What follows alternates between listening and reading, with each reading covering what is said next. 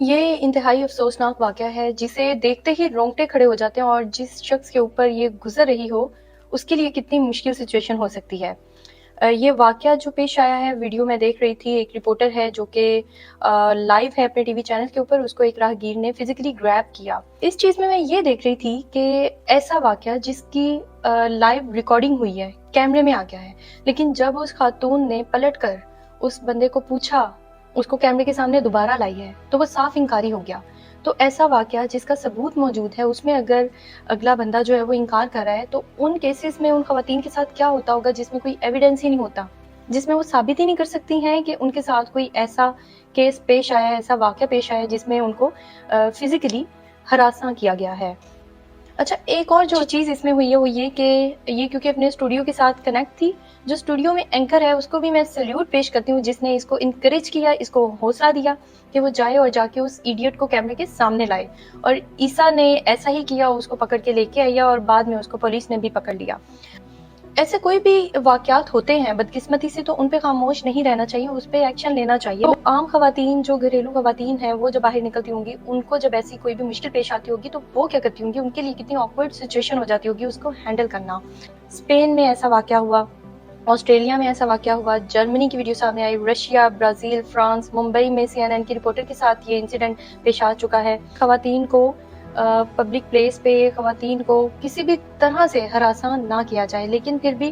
معاشرتی رویے ہیں، ایسے انسیڈنٹ تو پیش آ جاتے ہیں کہیں نہ کہیں۔ تو ایسا اگر خدا نہ خواستہ کسی خاتون کے ساتھ ہو جائے، اس کو کیسے ریئیکٹ کرنا ہے، اس کے لیے میرے مائنڈ میں آیا کہ مجھے ضرور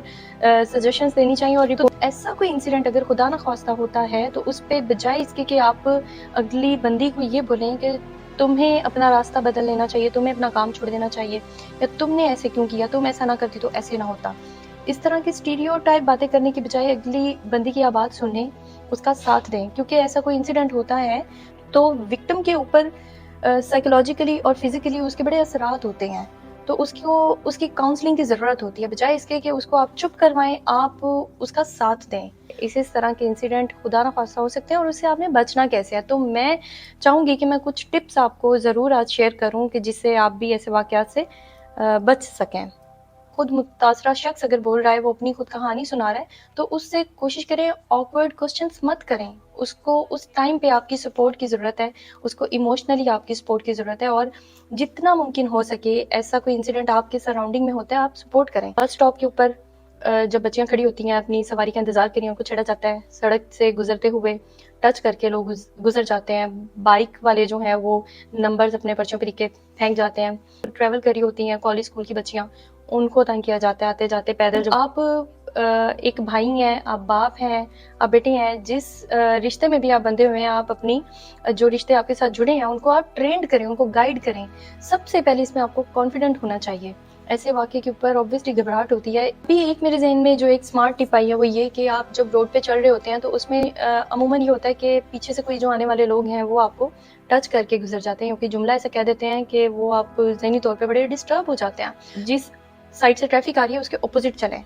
تاکہ آپ کو سامنے سے آنے والوں کا پتہ ہو، کوئی آپ کو یہ کنفرم ہو کہ پیچھے سے کوئی بھی نہیں آ رہا، اس طرف آپ چلیں، اس سے بھی آپ بچ سکتے ہیں، اور ایکٹیو رہ کے چلیں۔ اگر آپ اکیلے نہیں ہیں، کسی کے ساتھ ہیں، کوئی امی ہیں، بھائی ہیں، تو ہاتھ پکڑ لیں، ساتھ چلیں۔ جب بھی آپ گھر سے نکلیں تو آپ کے ہاتھ میں کوئی سیفٹی کے لیے کوئی ٹول ایسا ہونا چاہیے، کوئی راڈ، کوئی چھری، کوئی چاقو۔ میں تو چھری چاقو بھی رکھ لیتی تھی اپنے ساتھ ہمیشہ جب پیدل جا رہی ہوں۔ کی رنگ کے اندر میں نے ایک چاقو اسمارٹ سا رکھا ہوا تھا، تو پھر اس کا یوز بھی میں نے سیکھا کہ پتہ ہونا چاہیے۔ اور یہ کہ آپ نے مضبوط رہنا، ڈرنا نہیں ہے، تو مطلب اور کچھ نہیں ہے تو کوئی بھی ٹول آپ کے پاس ایسا ہونا چاہیے۔ ابھی تو مارکیٹ میں اسپرے آ گئے ہیں، ٹیزر آ گئے ہیں، آپ کوئی ایسی چیز رکھ سکتے ہیں جو لیگلی آپ اپنے ساتھ کیری کر سکتے ہیں، وہ آپ رکھیں اپنی سیفٹی کے لیے، اور اسمارٹلی آپ نے سچویشن میں کیسے ریئیکٹ کرنا ہے یہ آپ کو پتہ ہونا چاہیے۔ ایمرجنسی کانٹیکٹس اپنے فون میں سیف رکھیں، اور جب بھی کبھی ٹریول کریں، ابھی اتنی جدت آ گئی ہے، اپنی لوکیشن جو ہے وہ اپنے فیملی گروپس میں یا اپنے جو بھی آپ کے ٹرسٹ وردی لوگ ہیں آپ کے ساتھ، ان کو آپ اپنی لائیو لوکیشن بھی شیئر کر سکتے ہیں، اس سے بھی کافی ہیلپ ہو سکتی ہے آپ کو۔ پھر یہ کہ کوئی گاڑی والا پیچھے لگ گیا ہے، کوئی کسی بھی طریقے سے آپ کو ہراساں کر رہا ہے، آپ اس کا کوئی بھی پروف اپنے پاس ریکارڈ کر لیں، وہ آپ کو سپورٹ کرے گا، آپ لیگل ایکشن بھی کوئی لے سکتی ہیں۔ اور کچھ نہیں ہے تو آپ 15 پہ رپورٹ کریں، آپ اس کا گاڑی کا نمبر نوٹ کر لے. اس طرح کی چیزیں آپ کو پتہ ہونی چاہیے. موقع پہ آپ نے ریئیکٹ کیا کرنا ہے اور سب سے پہلے ہمت سے آپ نے اس کو جواب دینا ہے. ادھر آپ نے ڈرنا نہیں ہے, آپ نے خود کو مضبوط شو کرنا ہے, کیونکہ جو ڈر جاتا ہے اس کو زیادہ تنگ کیا جاتا ہے. یہ ہماری ایک سوسائٹی کا المیہ ہے. تو میں آپ سب کو یہ میسج دوں گی کہ آپ ساتھ دیا کریں, بجائے اس کے کہ جس کے ساتھ ایسا واقعہ ہوا ہے آپ اس کو, وہ پہلے سے ہی ذہنی طور پہ اتنا کمزور ہوا ہوتا ہے اور آپ اس کو باتیں سنا کے اور زیادہ کمزور کر دیں. یہ نہیں کرنا چاہیے. آپ اس کا ساتھ دیں اور ہر ممکن سپورٹ جو اس کو ضرورت ہو وہ آپ کو کرنی چاہیے. آخر میں یہی کہوں گی, if I can then you can and together we can.